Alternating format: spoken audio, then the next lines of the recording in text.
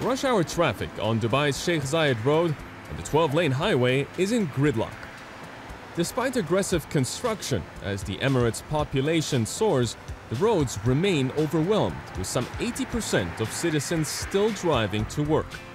But it's resulting in a number of initiatives from the government, including incentives for carpooling, carless days, and intense investment in the public transport network to take the brakes off the city's traffic woes. Welcome back to Access Middle East. You don't have to look far to see visitors and residents of the UAE love their cars. But that's changing with the government commissioning a monorail, a metro, and a tram expected to begin operations later this year. It's part of the government's commitment to introduce new forms of transportation. That's a point we picked up on at the Smart Living City Conference here in Dubai. Ryan Chin joins us now. Thanks for your time. Yeah, you're welcome.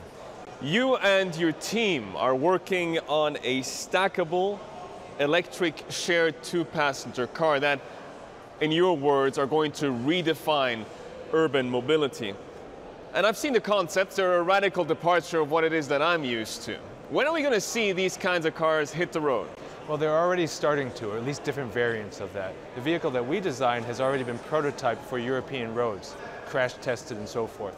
And now you're starting to see autonomous vehicles as well. So the combination of autonomy and shared use and electrification are all starting to happen. If you were a betting man, what year would you say could we start seeing mainstream adoption of your kinds of concepts? Well, you already do see some adoption already. Shared vehicles have increased tremendously in the last 5 years. Electrification is starting to happen. We're not even at 1%, but we have improvements in battery technology as well as the pressure in terms of oil and fossil fuel getting more expensive. And then Tesla has really pushed very hard on the electrification of vehicle. In the sport luxury market, we're starting to see how that can start to affect other markets as well.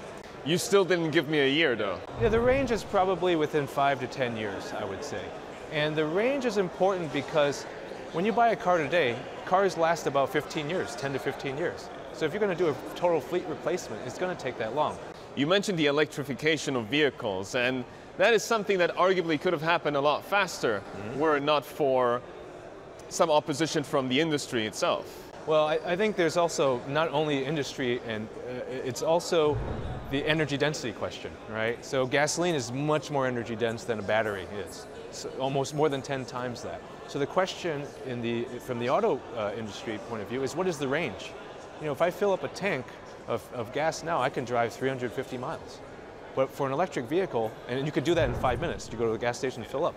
Electric vehicle, and you need to charge for a long period of time, and you have much less range, and it costs you much more. So that's the paradigm that we live in. We're trying to shift to this new model. But it turns out that the range is actually a psychological one. In fact, most people don't travel very far anyway, especially in the urbanized area. Most trips are short, and most trips are slow speed. If you move into an on-demand model, well, the likelihood of you using a car is much less because you're essentially thinking about it all the time.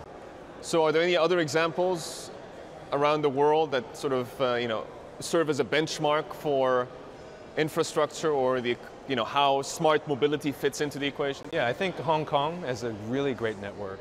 In fact, if you look at the population density versus transportation, they have the lowest energy in the world per person in terms of transport because they have a very dense urban area. They use very good shared transportation, and it's all integrated into an electronic system which allows you to go from transit, from subways to buses to taxis and so forth. You're able to essentially create a multimodal city. When you have a mass market car like the city car, how do you appeal to different consumer tastes? Because at the end of the day, if I buy a certain brand, I buy it because it's associated with prestige. I mean, how do you feed into those individual tastes? Well, I think that there's a new status in society, or a new lifestyle, or a new culture that's happening. This is the millennials. Millennials are changing the complete attitude about ownership. Ownership of cars, ownership of home, ownership of music. And so the new value here for millennials is the ability to move whenever they want. Our transportation network doesn't actually match that at all. That's why these new systems are popping up, these on-demand systems are popping up, because they're providing a close proxy to this digital world that they have. because they don't want to wait in traffic, they don't want to own a car, they want to just get to wherever they want to go. And status is actually less important to them. So 10 years from now, how will Dubai roads look? Well, if I were playing, master for a day, I would imagine a world where we can get into shared autonomous and electric vehicles, where you don't need to own a car to have access anywhere. Where if I called for a vehicle, a car would arrive to me robotically. It would be robotically valeted to me. I get into the vehicle, I tell the vehicle wherever I want to go, it goes wherever I tell it to. It drops me off, and then it picks up the next person, and it's constantly moving people. Ryan Chin, we'll leave it there. Thank you very much for joining us. Great, thank you. Thank you very much.